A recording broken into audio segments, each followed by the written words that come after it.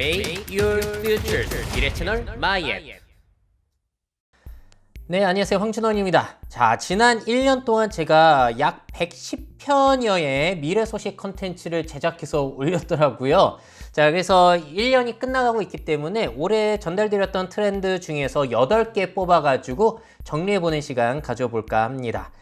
자, 역시나 첫 번째는 제가 초반부터 얘기했던 더욱 심화된 초저출산 현상, 그리고 중국에서도 저출산과 고령화가 이루어지고 있다는 이야기가 될 것 같아요. 이렇게 여러 가지 컨텐츠를 통해서 전달드렸는데 아예 2021년 주목할 만한 트렌드 인구 감소 ING 이야기하면서 출산할 인구 자체도 적어졌고 주거 불안정하면서 더 안 낳고 코로나 시대라서 더 늦어지더라. 뭐 이런 얘기를 전달드렸는데 실제로 2019년 11월 이후로 인구가 계속 줄고 있습니다. 한 번도 증가한 적이 없고 지금까지 9월 기준 2021년 9월까지만 하더라도 연속해서 줄어들고 있는 상황이고요. 자, 이걸 분기별로 봤을 때 이거 합계 출산율 한번 보세요. 서울 같은 경우에는 0.62명까지 떨어지기도 했고 2020년 4분기에는 0.58명을 기록하기도 하고 뭐 난리가 났습니다. 한 명이 채 되지가 않는 이런 상황 쭉 이어지고 있고 아마 내년에도 이어지겠죠. 근데 우리나라뿐만이 아니라 중국에서도 저출산 현상이 펼쳐지고 있다고 전달드렸어요. 그래서 2019년부터 50년까지 중국의 3,200만 명이 감소되고 오히려 미국 5천만 명 증가된다. 그래서 중국이 인구 효과로 경제 이득을 누릴 시간이 10년도 채 남지 않았다. 그리고 중국에서 내년에는 인구의 14%가 65세 이상이 되어가지고 드디어 고령 사회로 진입을 하게 된다는 거예요. 그래서 며칠 전에 말씀드린 것처럼 그러다 보니까 중국도 아기용 기저귀보다 성인용 기저귀가 앞으로 더 많이 팔릴 것이다 라는 파이낸셜 타임즈의 기사가 또 인용이 되기도 했습니다. 자, 그래서 저출산이라든지 그런 것들은 뭐 중국이나 한국이나 일본이나 내년에도 계속 이어지게 될 것 같아요. 자, 두 번째는 역시나 친환경. 올해는 뭐 시작부터 친환경이 제일 큰 트렌드였는데 계속해서 진행이 됐죠. 그래서 2021년 주목할 만한 트렌드부터 해서 쭉 전달을 드렸었고 우리나라도 작년 10월에 탄소 중립 발표한 후에 또 이거를 이제 발표를 했습니다. 2018년 대비 2030년까지 탄소의 40%를 감축하겠다. 왜냐면 49년까지 펑펑 쓰다 갑자기 줄일 수는 없으니까 미리 목표치를 세워놔야 되는데 환경단체에서는 이것도 부족하다. 산업계에서는 이건 너무 많다. 난리가 나 있는 상황입니다. 근데 빨리 바뀔 수밖에 없는 게 유럽의 시계가 빨리 바뀌고 있잖아요. Fit for 55 기억나시나요? 유럽은 1990년 탄소 배출을 100이라고 하면 2050년까지 빵으로 만들려고 하고 있는데 현재 24% 감축했고요. 2030년까지 55%를 감축하겠다. 우린 40%, 유럽은 55%. 근데 우리나라는 2018년 대비 40%니까 훨씬 더 빠르게 움직여야 되는 상황이에요. 이 와중에 이제 EU에서 탄소 국경 조정 메커니즘이라고 해서 쉬운 말로 탄소 국경세죠. 우리나라에서 그래서 앞으로 탄소 배출 뻥뻥 하면서 유럽에 수출하려면은 세금을 내야 되기 때문에 또 현실적인 돈적인 이유로도 빨리 바뀌어야 되는 그런 상황이 됐습니다. 또 Fit for 55에서 재미난 내용이 이제 내연기관 자동차 2035년부터 퇴출하겠다는 건데 노르웨이는 25년, 심지어 중국도 35년 이렇게 내연기관 자동차의 퇴출 속도가 빨라지고 있기 때문에 자동차의 변화 역시도 상당히 크다라는 거. 자, 그래서 이 탄소 배출 상황에 대해서 보고서가 드디어 6차 보고서가 나왔었죠.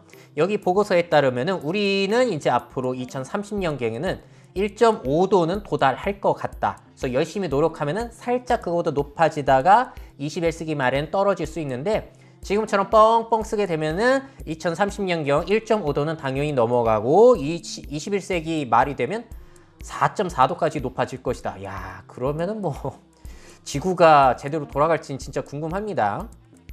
자, 이렇게 지구의 온도가 높아지다 보니까 10년에 한 번 있을까 말까한 50년에 한 번 있을까 말까한 폭염 상황이 몇 배씩 늘어나고 있고 폭우라든지 가뭄 상황도 몇 배씩 늘어나고 있는 이런 보고서가 나오기도 했습니다. 자, 내년에도 친환경적인 움직임은 늘어나면 늘어났지 줄어들 기미는 보이진 않겠죠. 자, 그럼 올해 있어서 제일 역사적인 사건은 민간인 우주여행 시대가 드디어 개막이 됐다는 거예요. 포문을 연 곳은 리처드 브랜슨 회장이 이끄는 버진 갤럭틱 7월 11일에 첫 선을 보였습니다. 왜 민간인이냐? 실제로 여행객을 태운 건 아니지만 리처드 브랜슨 회장이 저기에 탔죠. 자, 이거 성공하고 8월부터 티켓 100장을 더 팔아가지고 총 700여 장이 팔린 상태이고 이제 내년부터는 실제로 민간인들을 보낼 거라고 하죠. 근데 이 티켓 가격도 비싸지더라고요. 원래는 이거 성공 안 했을 때는 2, 3억 정도 받았었는데 성공하고 나서는 5억을 넘게 바꿔서 팔아먹고 있다고 합니다. 아유, 이거 비싸가지고 가기는 힘들 것 같아요. 근데 또 이게 애매한 게 고도가 너무 낮게 이제 올라가가지고 제대로 뭐 카르만 라인을 못 넘었다 그러고 있던 와중에 블루 오리진이 7월 20일에 100km 카르만 라인을 넘어서 107km까지 올라갔죠. 그래서 로켓을 쏴가지고 위에 캡슐이 분리돼가지고 여행 즐기고 로켓 추진체는 다시 내려와서 재활용한 다음에 또 쓴다는 거. 그래서 비용을 감축시킬 수 있다. 자, 발사부터 모든 착륙 과정까지 이건 11분이 걸렸다고 하고요. 저기 캡슐 안에서 무중력 체험하는 건 딱 3분 정도라는 거.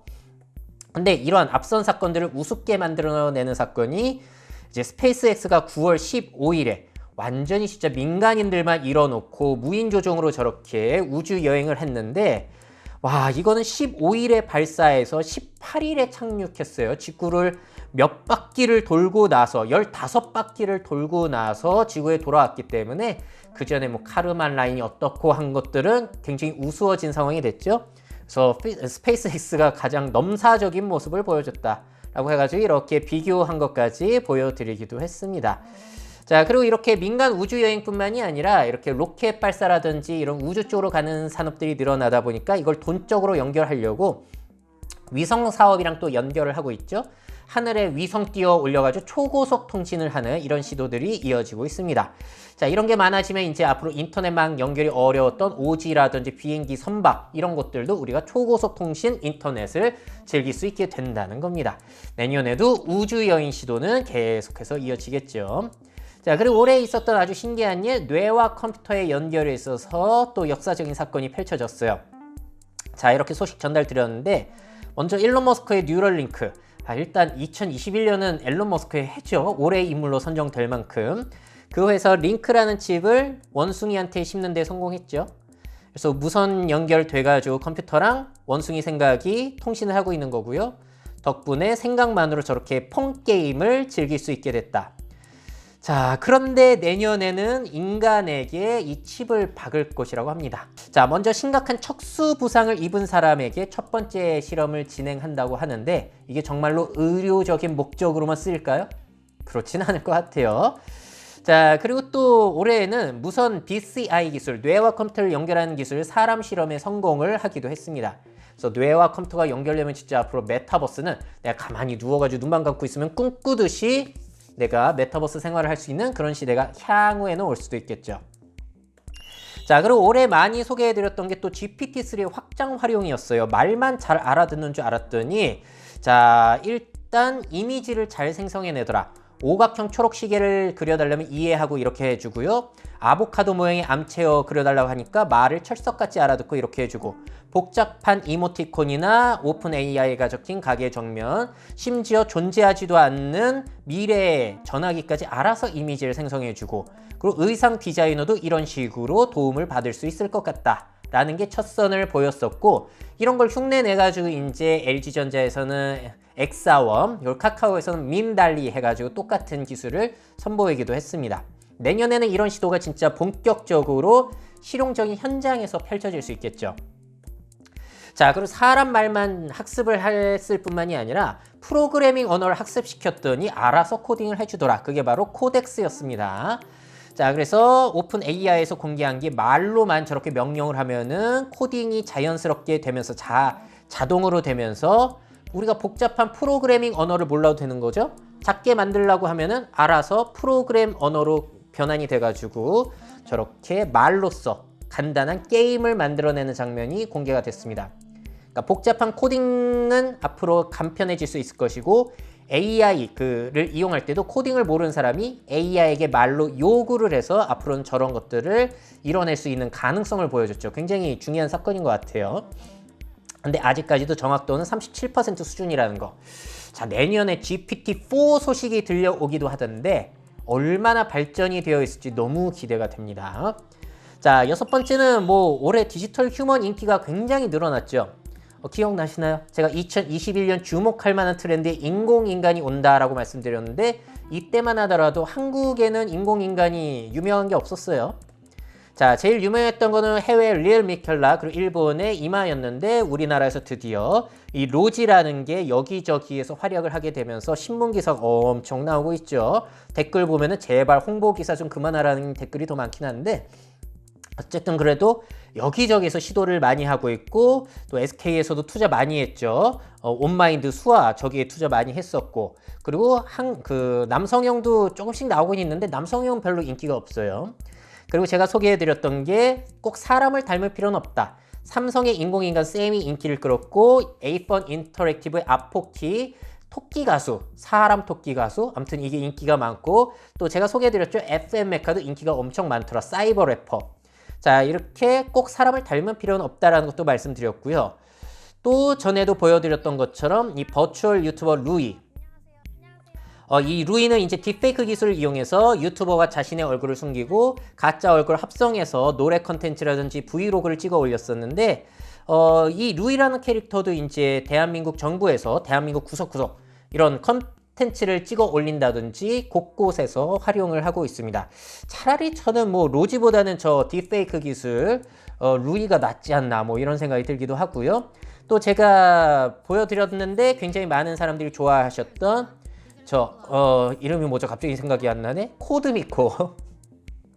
코드미코. 저분도 상당히 많은 분들이 호응을 해주셨어요. 특수 수트를 입고 저렇게 연기를 하면 실시간으로 트위치 방송을 하는 분인데 미래형 스트리머라고 불렀죠.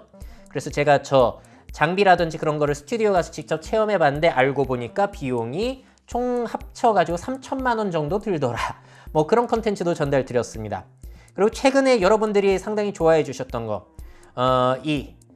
딥브레인 AI의 AI 스튜디오스, 실제 사람의 목소리와 표정을 연구해가지고 그 합숙을 해가지고 난 선택하고 타이핑만 하면은 알아서 읽어주는 거. 근데 너무 완성도가 높아가지고 놀랐었고 댓글 보니까 제 영상 보시고 실제로 회사에서 이거를 이용하기로 결정하셨다 뭐 이런 분도 계셨어요. 내년에도 인공인간의 활약들은 더욱더 확장이 되겠죠. 자, 그리고 나머지 두 가지는 가장 큰 트렌드였던 것 같아요. 일곱 번째는 NFT 광풍. 이건 진짜 광풍이라고 볼도 될 것 같습니다. 미친 거 아니야라는 소리가 나오기도 하니까요. 그래서 NFT에 대해서 굉장히 많이 보여드렸고 영국 콜린스 사전에서는 올해의 단어로 메타버스가 아니라 NFT를 선정했습니다. 그만큼 파급력이 있는 기술이라고 저도 믿고 있고요. 화제가 됐던 거는 저 비플이라는 작가의 디지털 파일 소유권이 거의 800억 원에 크리스티 경매에 낙찰이 됐고 그래서 한국에서 그리고 각 세계에서 희소성 있는 NFT를 가지고 별별 시도들을 굉장히 지금까지도 많이 하고 있습니다. 트위터의 문장 NFT, 방귀소리 NFT. 근데 이제 NFT에 자산 거품이 너무 끼다 보니까 비싸서 못 사니까 별별 상품들이 나오는 거죠. 비싸다고요? 쪼개서 사게 해줄게요. 그리고 또 비싼 자산이다 보니까 이거 맡겨놓으면은 코인 빌려가서 또 대출 상품으로 마치 디지털 전당포처럼 이용할 수 있는 파생 상품들도 생겨나더라. 그리고 이런 것들이 이제 디센트랜드, 더 샌드박스와 같은 블록체인 기반 메타버스에 활용이 되면서 이제 또 메타버스와 NFT가 묶여가지고 또 사람들의 관심을 끌어모으고 있고요. 또 이런 블록체인 NFT 기술이 게임에 접목이 되면서 필리핀에서는 이 게임으로 1에서 버는 것보다 게임을 해서 버는 돈이 더 많더라. 화제가 됐죠. 국내 게임 업계도 NFT 블록체인 접목하자. 그래서 게임하는 사람들 돈 벌게 해주겠다라고 하면서 시도가 계속 일어나고 있습니다. 자, 기본적으로 NFT 좋은 기술이죠. 신뢰할 수 있는 디지털 자산의 소유권과 거래 이력 관리가 가능하기 때문에 디지털 창작자들에게는 좋은 기회가 될 수 있다. 하지만 시장에 거품이 너무 많이 끼고 있다는 거, 돈이 풀렸기 때문인데 언제까지 이게 이어질진 아무도 모른다는 거. 그래서 너무 정점에 사셨다가 손해보지 않으시기를 바랍니다. 그래서 저는 NFT에 대해서 요즘 이게 제일 화두예요. NFT를 지금 사는 사람이 바보냐, 안 사는 사람이 바보냐. 누가 바볼까요? 한 10년 뒤에 판가름 나겠죠? 비트코인은 안 산 사람이 바보가 됐는데. 자, 마지막은 올해는 뭐 미래 채널에서 제일 말씀 많이 드린 게 메타버스였어요. 자, 메타버스 컨텐츠를 제일 많이 보여드렸는데 이거는 제가 이해를 하기 위해서 보여드린 것도 있고 이해가 도저히 안 돼서 보여드린 것도 있고 뭐 그렇습니다. 근데 초반 제가 설명했을 때 분위기랑 지금 분위기랑 완전 다르죠. 그래서 이 메타버스 같은 경우에는 시간이 지나면 지날수록 뭐가 하나 덧붙여지고 덧붙여지고 덧붙여지고 하면서 상황이 굉장히 빠르게 바뀌고 있습니다. 대한민국에서는 작년 10월부터 이 메타버스 열풍이 불기 시작했는데 그때만 하더라도 로블록스, 제페토, 포트나이트와 같은 게임 형태의 메타버스가 대표적인 사례였고 그리고 엔비디아사의 젠슨 황 CEO가 이 메타버스의 미래를 만들 것이라고 하면서 화제가 됐더라. 이게 그냥 뭐 초반의 분위기였다면은 완전히 대세로 메타버스가 자리 잡게 된 사건은 페이스북이 이제 회사 이름을 메타로 바꾸면서 자기네들은 메타버스 중심으로 간다. 이랬더니 전 세계적인 메타버스 관심, 그 검색량 그래프가 저렇게 수직 상승을 하게 되는 사태가 됐습니다. 덕분에 이제 완전히 전 세계적인 메타버스 대세가 펼쳐지게 된 거죠.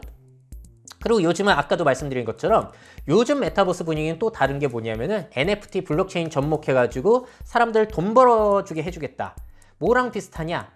콜럼버스가 금을 위해서 신대륙 발견하러 가는 것과 좀 비슷한 분위기요. 이 메타버스 공간이 신대륙이 된 거죠. 실제로 코인이라든지 NFT 투자해가지고 돈 낸다라는 소식이 들려오고 있으니까.